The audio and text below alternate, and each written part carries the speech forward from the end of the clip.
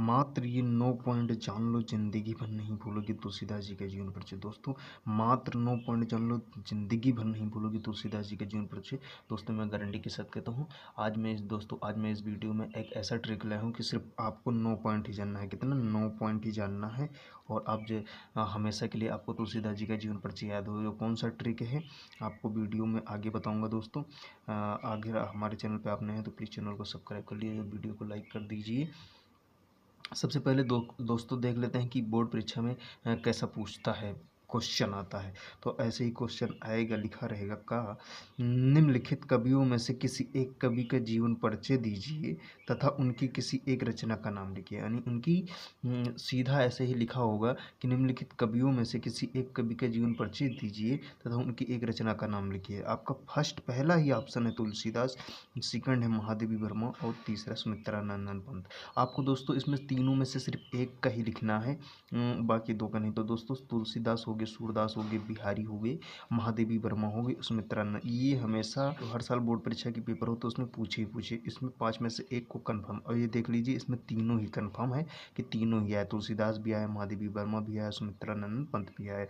दोस्तों ये आपका 5 नंबर का होता है। कितने नंबर का होता है? तो 5 नंबर का होता है। और आपको 5 नंबर कम मिलेगा जो और अच्छे से लिखेंगे। आपको ऐसा नहीं जीवन परिचय आप सिर्फ लिखेंगे तो आपको 5 नंबर नहीं देगा, सिर्फ आपको 2 नंबर, 2.5 नंबर, 3 नंबर, 4 नंबर ऐसा देगा। 5 नंबर से 5 उठाना है।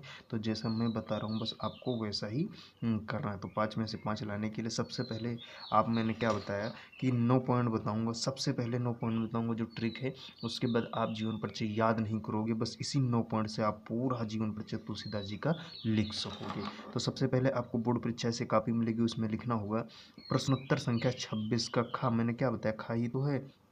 और पहला ऑप्शन है तुलसीदास। तो उसके बाद हेडिंग डालेंगे तुलसीदास। उसके बाद जो अब सबसे मेन पॉइंट है जो मैं बताया हूँ, 9 पॉइंट आपको बताने वाला हूँ दोस्तों, बस उसी को सबसे आप गौर कीजिए कि ये आपको ध्यान में यानी आदि याद हो गया, आपको अच्छे से समझ में आ गया तो आप तुलसीदास जी का जीवन परिचय जिंदगी भर नहीं भूलोगे, ये मेरी गारंटी है। उसके बाद हेडिंग डालना है आपको ऐसे ही, जैसे मैं बता रहा हूँ ऐसे ही लिखना, तभी 5 में से 5 नंबर आपको बोर्ड परीक्षा में मिलेगा। सबसे पहले हेडिंग डालना है महत्वपूर्ण बिंदु। उसके बाद जो मैं पॉइंट अब बताने वाला हूँ दोस्तों, आपको ये ध्यान रखना है। सबसे पहले आप ये तो जानते होंगे कि जिसका जीवन परिचय है उसका नाम आपको पता होना चाहिए। तो किसका लिखने वाले हैं हम सब जीवन परिचय? तो तुलसीदास जी का लिखने वाले हैं। तो नाम क्या है? तो सबसे पहला ही पॉइंट है नाम। नाम क्या लिखेंगे? तो गोस्वामी तुलसीदास, यानी नाम क्या है? तो गोस्वामी तुलसीदास है। तुलसीदास जी का जन्म, यानी सेकंड पॉइंट है इनका जन्म कब हुआ था? तो इनका जन्म हुआ था 1532 ईस्वी। कब हुआ था? 1532 ईस्वी में। तीसरा पॉइंट है जन्म स्थान। इनका जन्म स्थान, जन्म कहाँ पर हुआ था? तो राजापुर ग्राम, जिला बांदा, उत्तर प्रदेश में हुआ था। जो फोर्थ पॉइंट है, चौथा पॉइंट है, ये सबसे इम्पोर्टेंट है। ये सब जितने 9 पॉइंट बताऊंगे सभी 9 पॉइंट जो हैं आपके, ये सबसे ज़्यादा इम्पोर्टेंट है। इसी से आपका जीवन परिचय तैयार होगा। माता पिता इनसे कौन है? तो इनके माता का नाम क्या था? तुलसी, तथा पिता का नाम आत्माराम दुबे था। 5वां पॉइंट है जो है गुरु। इनके गुरु का क्या नाम था? तो इनके गुरु का नाम था बाबा नरिहर दास। क्या नाम था? तो बाबा नरिहर दास। 6 पॉइंट है इनकी पत्नी। इसी 9 पॉइंट से आपको जीवन परिचय तैयार करना है, कम से कम 15 लाइन आपका तैयार हो जाएगा। इनकी पत्नी का क्या नाम था? तो इनकी पत्नी का नाम है रत्नावली। इनकी भाषा, यानी 7वां पॉइंट है, भाषा कौन सी थी? तो भाषा थी अवधी एवं ब्रज भाषा थी। इनकी मृत्यु, यानी 8वां पॉइंट है, इनकी मृत्यु कब हुई थी? तो इनकी मृत्यु थी सन 1623 ईस्वी में। और सबसे ज़्यादा और इम्पोर्टेंट है रचना है। क्या है? रचना है। आखिरी में पूछा है कि उनकी एक रचना का नाम लिखिए। आप एक बताए लेकिन कम से कम 2 लिखिए, 2 नंबर आपको मिलेगा, ये ध्यान रखना है। तो 9 पॉइंट इसलिए इंपॉर्टेंट है, रचना है लिखना है। तो रचना में लिखना है रामचरितमानस इनकी रचना है, गीतावली है, विनय पत्रिका और क्या है? कवितावली। ये जो 9 पॉइंट बताऊँ दोस्तों, ये सबसे ज़्यादा इंपॉर्टेंट है।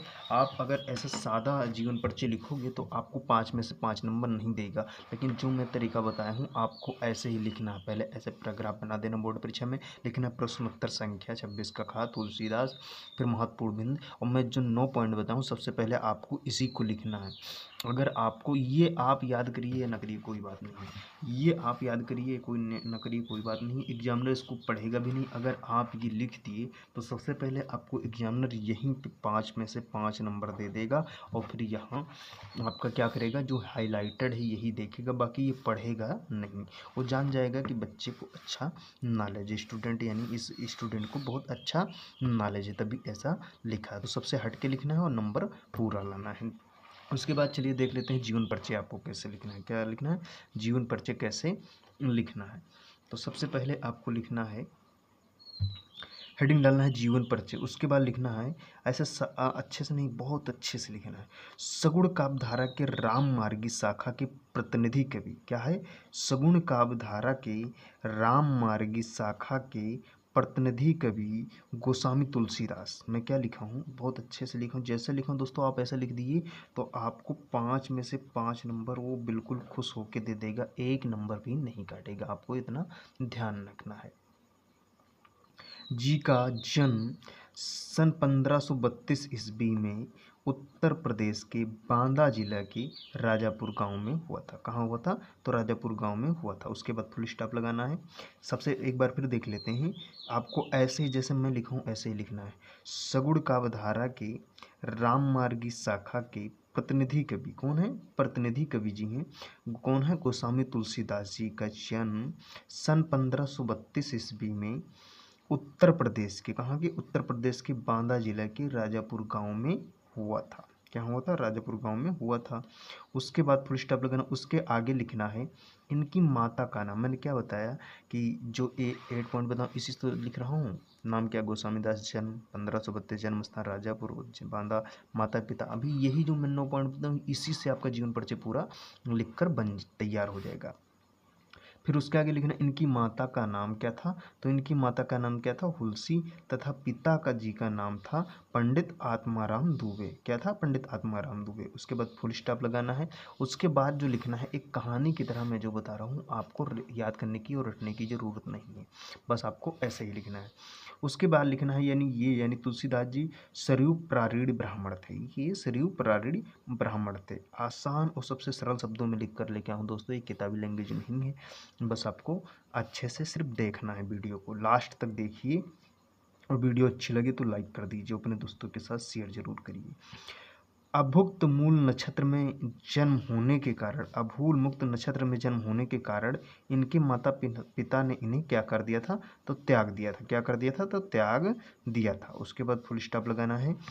सौभाग्य से, क्या, सौभाग्य से इनको बाबा नरिहर दास, ये जो मैं काले पेन से हाईलाइट किया हूँ ये जरूर आपको बोर्ड परीक्षा में हाईलाइट करना है, तभी आपको 5 में से 5 नंबर मिलेगा। जैसा मैं लिखा हूँ बस आप ऐसा सेम लिख दिए, आपका 1 नंबर भी नहीं कटेगा, मैं गारंटी के साथ कह सकता हूँ।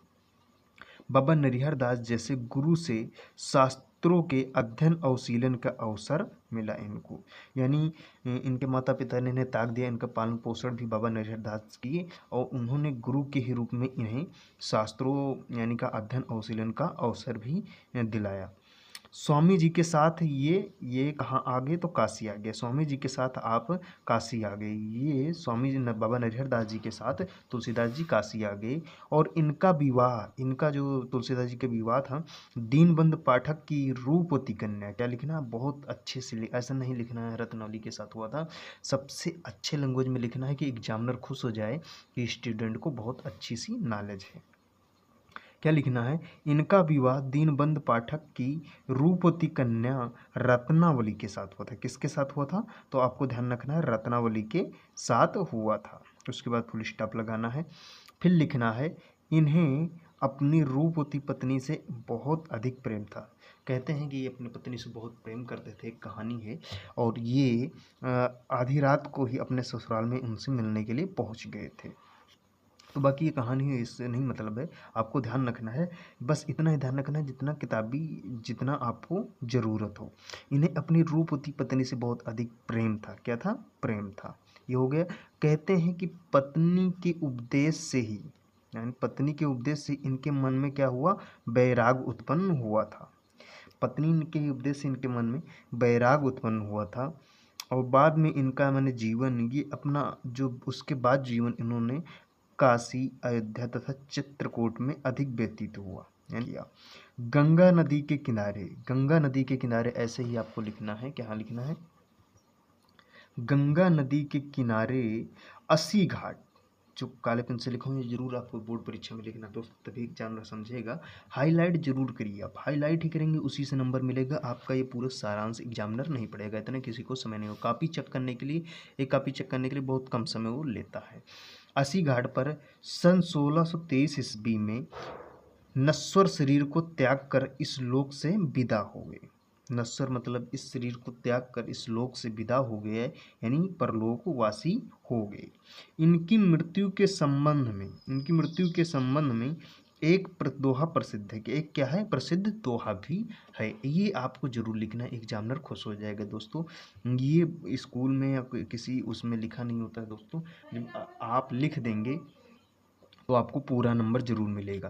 क्या लिखना है, संवत 1680, 80 गंग के तीर, श्रावण शुक्ला सप्तमी, तुलसी तजो शरीर। क्या लिखना है, संवत 1680, 80 गंग के तीर, श्रावण शुक्ला सप्तमी, तुलसी तजो शरीर। इन्होंने जो मृत्यु के संबंध में एक दोहा जो प्रसिद्ध है, यही दोहा ही है, आपको बोर्ड परीक्षा में जरूर लिखना है। इसके बाद आपको लिखना है प्रमुख रचनाएं। क्या लिखना है, प्रमुख रचनाएं। उसके बाद पूछते नहीं उनकी रचना का नाम लिखिए, तो आपको फिर हेडिंग डालना है प्रमुख रचनाएं। उसके बाद लिखना है रामचरितमानस, विनय पत्रिका, कवितावली, जानकी मंगल, पार्वती मंगल, गीतावली। ये आदि किसकी रचना है, तो गोस्वामी तुलसीदास जी की रचना है। बोर्ड परीक्षा में आपको 2 से 3 रचनाएं लिखना है। बोर्ड परीक्षा कभी कभी पूछ लेता है रामचरितमानस की भाषा बताइए, तो ये कौन सी भाषा में लिखा गया है, तो अवधी भाषा में लिखा गया है। बाकी सब अवधी, बाकी तुलसीदास जी की एक ही रचना है जो अवधी भाषा में नहीं, कौन सी, विनय पत्रिका किस भाषा में है, तो ये ब्रज भाषा में इसकी रचना गोस्वामी तुलसीदास जी ने की है। बोर्ड परीक्षा में बहुत पूछता, कॉम्पिटिटिव एग्जाम में पूछता है कि तुलसीदास जी की कौन सी रचना है जो ब्रज भाषा में लिखा है, तो वो क्या है, विनय पत्रिका। आपको इतना ध्यान रखना है दोस्तों।